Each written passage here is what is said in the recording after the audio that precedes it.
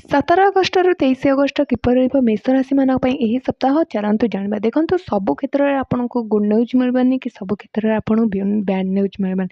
ତ ଚାଲନ୍ତୁ ଜାଣିବା କେଉଁ କ୍ଷେତ୍ରରେ ଆପଣଙ୍କୁ ଶୁଭଫଳ ପ୍ରାପ୍ତି ହେଉଛି ଓ କେଉଁ କ୍ଷେତ୍ରରେ ଆପଣଙ୍କୁ ସାବଧାନ ରଖିବା ନିହାତି ଆବଶ୍ୟକ। ତ ମେଷ ରାଶିମାନଙ୍କ ପାଇଁ ଆପଣଙ୍କର ସପ୍ତାହ ଆରମ୍ଭରେ କାର୍ଯ୍ୟକ୍ଷେତ୍ରରେ ସଫଳତା ଓ ସମ୍ମାନ ପାଇବେ। ଏହି ସମୟରେ ଅଟକିଥିବା କାର୍ଯ୍ୟ ପୁରା ହେବ। ଯେଉଁ 17, 18, 19, 20 ତାରିଖ ପର୍ଯ୍ୟନ୍ତ ବରିଷ୍ଠଙ୍କର ସହଯୋଗ ପ୍ରାପ୍ତ ହେବ। ତ ଏହି ସମୟରେ ଯେଉଁ ଯୋଜନା କରିବେ ସେଥିରେ କାର୍ଯ୍ୟ କଲେ ଆପଣଙ୍କୁ ଲାଭ ମିଳିବ, ଆତ୍ମବିଶ୍ୱାସ ବଢ଼ିବ। ଏହି ସମୟରେ ମହତ୍ତ୍ୱପୂର୍ଣ୍ଣ ନିର୍ଣ୍ଣୟ ଆପଣ ଏହି ସମୟରେ ନେବେ। ତ ସୋମବାର ଠାରୁ ଆପଣଙ୍କର ବ୍ୟାପାର ପରିବାରରେ ସମ୍ବନ୍ଧରେ ସୁଧାର ଆସିବ। ଜୀବନସାଥୀଙ୍କ ସହିତ ମଧ୍ୟ ଏହି ସମୟରେ ତାଲମେଲ ଭଲ ରହିବ। ତ ଏହି ଗୁରୁବାର ଠାରୁ ମାନସିକ ତନାବ ଦେଖାଯାଇପାରେ, ଖର୍ଚ୍ଚ ମଧ୍ୟ ଆପଣଙ୍କର ବଢ଼ିପାରେ। ଯାତ୍ରା କରୁଥିଲେ ଏହି ସମୟରେ ସାବଧାନ ରଖିବେ।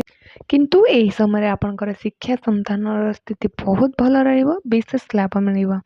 ତ ହନୁମାନଙ୍କୁ ପୂଜା କରନ୍ତୁ, ଆରାଧନା କରନ୍ତୁ ହନୁମାନଙ୍କର। ଶୁଭ ଅଙ୍କ ଆପଣମାନଙ୍କ ପାଇଁ 9 ଆଉ 1। ଶୁଭରତ୍ନ ମୁଙ୍ଗା, ଶୁଭ ରଙ୍ଗ ହେଉଛି ଲାଲ କେଶରିଆ।